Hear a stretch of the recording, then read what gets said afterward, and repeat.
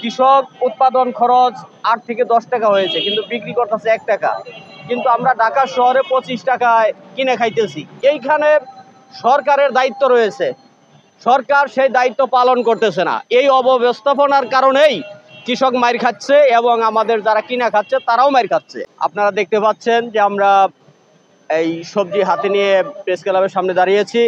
ইতিমধ্যে আপনারা শুনেছেন যে আমাদের সবজির দাম একদমই নিচে পড়ে গিয়েছে, কৃষকরা হাহাকার করছে। আপনাদের মিডিয়ার কল্যাণে আজকেও পত্রিকায় দেখবেন যে ফুলকপি সহ আলু একদমই নিম্ন দামে বিক্রি হচ্ছে। তো বেশি কথা না বাড়িয়ে আমি শুধু একটি কথাই বলতে চাই যে এই যে উৎপাদন খরচ এবং যে বিক্রির সাথে সম্পর্ক একদমই বেমানান।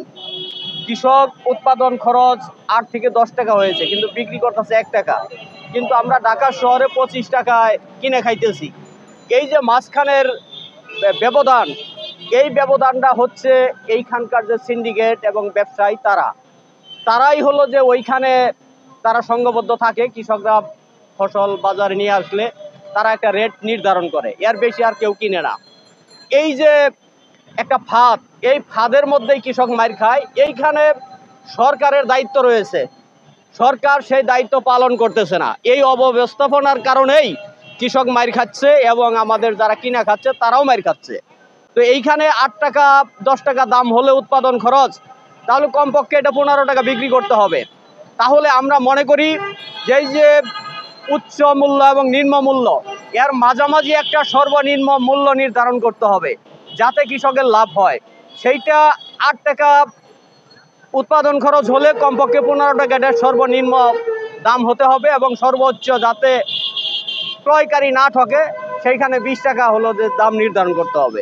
তাহলে কৃষক এবং ভোক্তা দুজনই এই ভালোভাবে চলতে পারবে এবং ক্রয় করতে পারবে। আর মাঝখানে যে সিন্ডিকেট, তারা নিয়ন্ত্রিত হলে আমাদের দেশ এবং কৃষক সবাই বাঁচবে। আমরা মনে করি একই সাথে কৃষকদের যে দেওয়া হয়, আপনার ভর্তুকি দেওয়া হয়, সেইটা আমরা দেখি ওই কীটনাশকের যে দোকানদার তাকে দেওয়া হয় এবং যে ট্রাক্টরের মালিক তাকে দেওয়া হয় এবং দেওয়া হয় যে ওই মেশিনওয়ালারা যে পানি দেয় তাকে, কিন্তু সরাসরি কৃষক এই সমস্ত ভর্তুকি পায় না। আমরা মনে করি সরাসরি যে ফসল উৎপাদন করে তার অ্যাকাউন্টে এই ভর্তুকির টাকা দিতে হবে এবং তার মাধ্যমেই কৃষক উৎপাদন করবে এবং তার লাভজনক হবে তার উৎপাদন।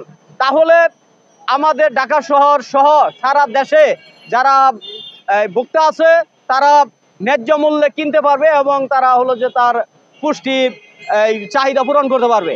আমরা মনে করি সরকার অতি বিলম্বে এটা সর্বনিম্ন দাম নির্ধারণ করবে এবং সর্বোচ্চ দামও নির্ধারণ করবে। আর এই সিন্ডিকেটের দৌরাত্ম্য তারা কমাবে। যদি সিন্ডিকেটের এই দৌরাত্ম্য না কমাইতে পারে তাহলে এরকম বৈষম্য চলতে থাকবে।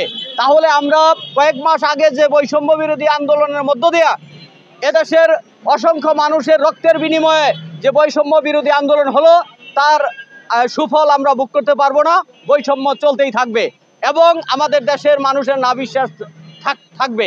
এই জন্য আমরা মনে করি বর্তমান সরকার প্রয়োজনীয় ব্যবস্থা নিবে এদেশে যাতে আর কোনো বৈষম্য তৈরি না হয়। আমরা সেই আশা রাখি। আমরা মনে করি এদেশের সরকার খুব তাড়াতাড়ি এমন একটা ব্যবস্থা নিবে।